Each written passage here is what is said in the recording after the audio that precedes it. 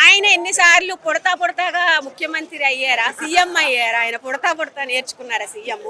ఆయన కనీసం ఎవరిని ఏం మాట్లాడాలి, అసలు ఏ పదవిని అలా చేయాలో మెయింటెనెన్స్ ఆయన తెలుసా?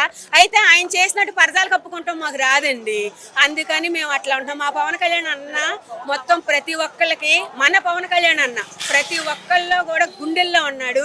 ఆయన ఇంకే విషయాల్లో కూడా మనల్ని అడగవసరం లేదు, ప్రజల్ని అడగవసరం, మనల్ని అడగవసరం.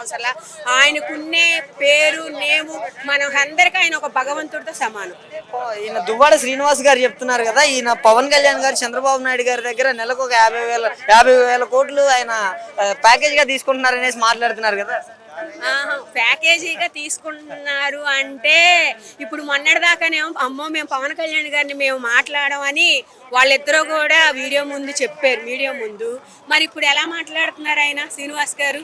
మళ్ళీ కనుక మీరు నోరు అదుపులో పెట్టుకోండి, మాట్లాడండి, పని వర్క్ చూసి మాట్లాడండి.